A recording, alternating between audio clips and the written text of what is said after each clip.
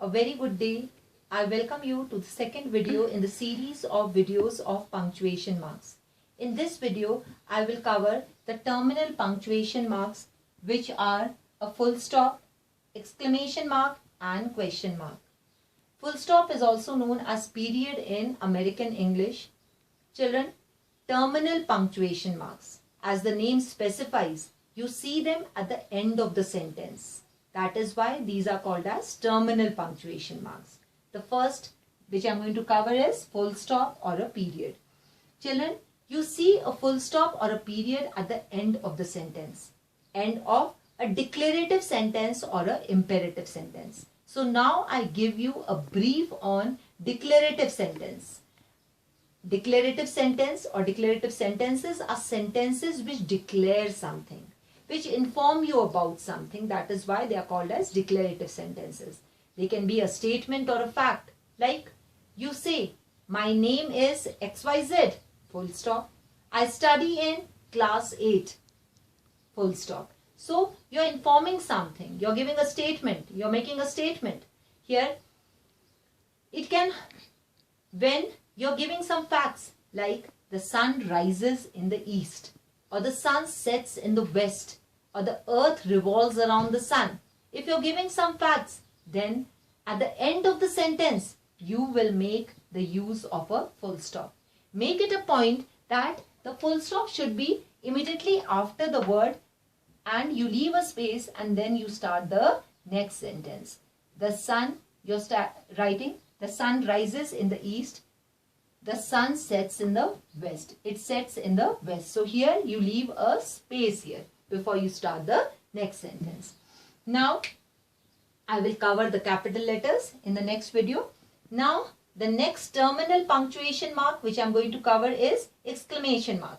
But I'm sorry, let me tell you about imperative sentences before I start with exclamation mark. So, I told you full stop at the end of declarative sentence and imperative sentence. Declarative I've covered. Now I'll cover imperative sentences. Imperative sentences are sentences in which you make a request or a command. Like you say, don't lean on the railing. You're commanding somebody not to lean on the railing. Or you're requesting somebody, please get me a glass of water. These type of sentences in which you may give a command or you make a request are called as imperative sentences. I'll give you two more examples. Shut the door.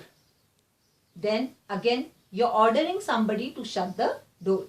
Here, again, I give you one more example. Please do your work properly. You're requesting, I'm requesting you, please do your work properly. It is again an imperative sentence. So at the end of this sentence, I will be using a full stop if I write this sentence. Now, the next punctuation mark, terminal punctuation mark which I'm going to cover is exclamation mark.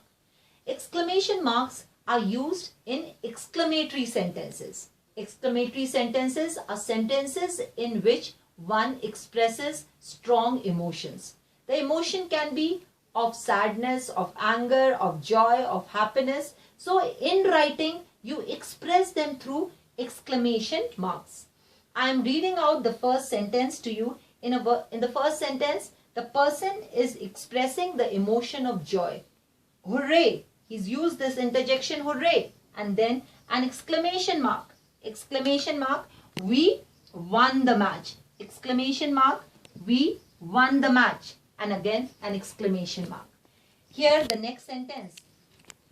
A girl is expressing an emotion of joy. A child, you can say, or a person is expressing an emotion of joy. How? Wow, what a beautiful dress. After wow, there's again an exclamation mark. What a beautiful dress. Again, an exclamation mark. So here, I'll give you a few more examples for a better understanding. Like, somebody stepped on your foot. You said, ouch, you stepped on my foot. You are showing the emotion of pain. So after ouch, again an exclamation mark, you stepped on my foot. You can say anger also. So you stepped on my foot, and after that, and again an exclamation mark. Imperative sentences can also change into exclamatory sentences by the use of exclamation mark. Like the first imperative sentence I told you, don't lean on the railing. You wanted to show that emotion, the strong emotion. Then if you want to show that strong emotion, you can use an exclamation mark.